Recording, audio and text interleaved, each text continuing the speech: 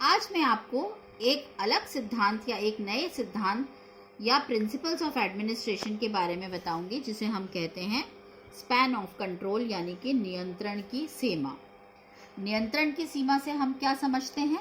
नियंत्रण की सीमा से हमारा मतलब है कि एक उच्च अधिकारी अपने से निम्न कितने अधिकारियों के ऊपर नियंत्रण कर सकता है, या उनके काम को देख सकता है, या उनके वो आदेश दे सकता है, या उनके ऊपर सुपरविजन कर सकता है। किसी भी संगठन में कार्य कुशलता का स्तर बनाए रखने तथा कार्यरत व्यक्तियों के कार्यकरण एवं व्यवहार को संतुलित बनाए रखने के लिए नियंत्रण की या कंट्रोल करने की या देखरेख करने की आवश्यकता होती है। नियंत्रण व्यवस्था का उद्देश्य यह देखना होता है कि संगठन की प्रत्येक इकाई में कार्यरत कार्य में दिए गए आदेशों को, निर्देशों को तथा नियमों को दिए गए नियम के अनुसार ही कार्य कर रहे हैं अथवा नहीं कर रहे। क्या उनके कार्य में कोई कमी है या उनके काम में कहीं सुधार की जरूरत है? यह सब चीजें एक उच्च अधिकारी अपने से निम्न अधिकारी पर नियंत्रण रखकर ही कर सकता है। अर्थात एक अधिकारी एक समय में कितने अधीनस्थ अधिकारियों को सफलतापूर्वक नियंत्रण कर सकता है, इसी को हम नियंत्रण का क्षेत्र, नियंत्रण विस्तृति, प्रबंध का क्षेत्र या पर्यवेक्षण का क्षेत्र या सत्ता का क्षेत्र कुछ भी कह सकते हैं। कंट्रोल शब्द का बेसिक अर्थ है नियंत्रण करना या देखरेख करना या सुपरवाइज करना। यह अवधारणा यानी कि नियंत्रण के क्षेत्र की अवधारणा हमने ग्रैक्यूनास द्वारा वर्णित ध्यान के विस्तार क्षेत्र यानी कि स्पैन ऑफ अटेंशन के सिद्धांत से लिया है। ग्रैक्यूनास साइकोलॉजी के बहुत बड़े विशेषज्ञ हैं और उन्होंने एक स्पैन ऑफ अटेंशन का सिद्धांत दिया था। स्पैन ऑफ अटेंशन का मतलब है कि एक व्यक्ति एक बार में कितने कार्यों पर ध्यान दे सकता है या ध्यान केंद्रित कर सकता है। जैसे रसोई में कार्य करते हुए मैं गाना सुन सकती हूँ, साथ ही साथ मैं अपने बच्चे को पढ़ाई के ऊपर भी देख सकती हूँ और गैस में कढ़ाई के ऊपर रखी सब्जी को भी दे सकती हूँ। यानी कि एक ही टाइम में मैं 3 या 4 से काम ठीक से कर पा रही हूँ। क्या मैं इससे ज्यादा काम कर सकती हूँ, या मैं इतने काम कर रही हूँ तो मैं इसका काम ठीक तरीके से कर पा रही हूँ? इसी नियंत्रण के या आप ध्यान के क्षेत्र पे या स्पैन ऑफ अटेंशन के ही प्रिंसिपल पर आधारित मैनेजर्स ने, मैनेजमेंट में प्रबंधकों ने एक स्पैन ऑफ कंट्रोल का प्रिंसिपल या सिद्धांत की आविष्कार किया।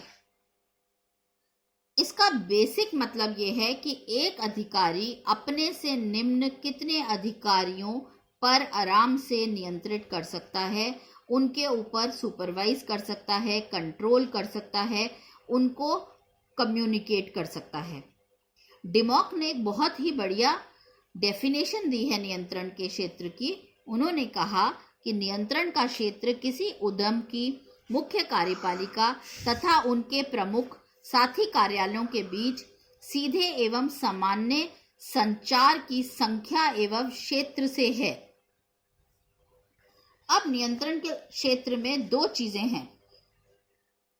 किसी भी संगठन में कितने स्तर पर होनी चाहिए, यह इस बात पर निर्भर करता है कि वह संगठन के कर्मचारी कितने हैं जिन पर निरीक्षण किया जाना है, और एक वरिष्ठ अधिकारी कुशलतापूर्वक कितने अधीनस्थों का निरीक्षण कर सकता है।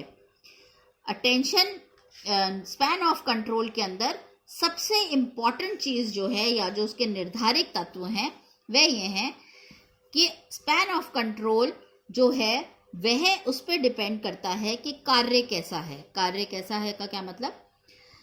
अगर तो कार्य रूटीन का है, रोजमर्रा का कार्य है, जैसे पियोन का कार्य, जैसे मशीन पे रोज अगर मान लीजिए एक फैक्ट्री में ब्रेड बन रही है और बार बार एक व्यक्ति को ब्रेड में आटे का लोफ उठाकर और उसे मशीन में डालना है, तो उसे हम बोलेंगे कि यह जो है फंक्शन रोजमर्रा का फंक्शन है, तो स्पैन ऑफ कंट्रोल बढ़ सकता है।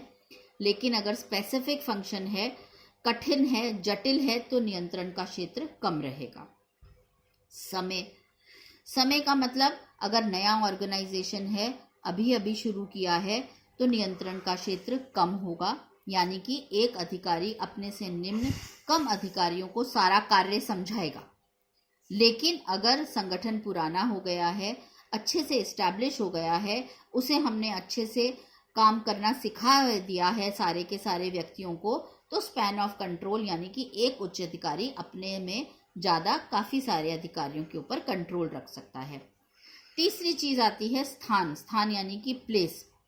अगर एक ही जगह पर सारे के सारे ऑफिस जो हैं वे केंद्रित हैं, एक ही जगह पर हैं, तो नियंत्रण का क्षेत्र हम बढ़ा सकते हैं। लेकिन अगर व्यक्ति के ऑफिसेज जो हैं वो छोटे छोटे रीजनल सेंटर्स में जगह जगह बढ़े हुए हैं, तो हमें स्पैन ऑफ कंट्रोल को जो है वो घटाना पड़ेगा। चौथी चीज जो डिपेंड करती है वह है लीडर की पर्सनालिटी पर। एक अधिकारी कितना सक्षम है अपने से नीचे अधिकारियों पर नियंत्रण रखने के लिए। अगर उसके अंदर लीडरशिप क्वालिटीज हैं, उसकी पर्सनालिटी बढ़िया है, तो वह ज़्यादा व्यक्तियों के ऊपर नियंत्रण, कंट्रोल, सुपरवाइज, सहायता कर सकता है। लेकिन अगर कम है तो वह कम कर सकता है। नियंत्रण का क्षेत्र इस बात पर डिपेंड करता है कि वह 4 या 5 व्यक्तियों पे एक अधिकारी आसानी से नियंत्रण कर ले, या अगर रूटीन का कार्य है, पास का कार्य है, सीखा गया कार्य है, तो 10 या 15 व्यक्तियों पे भी एक सीनियर अधिकारी या एक उच्च अधिकारी अपने से निम्न अधिकारियों पर नियंत्रण कर सकता है। धन्यवाद।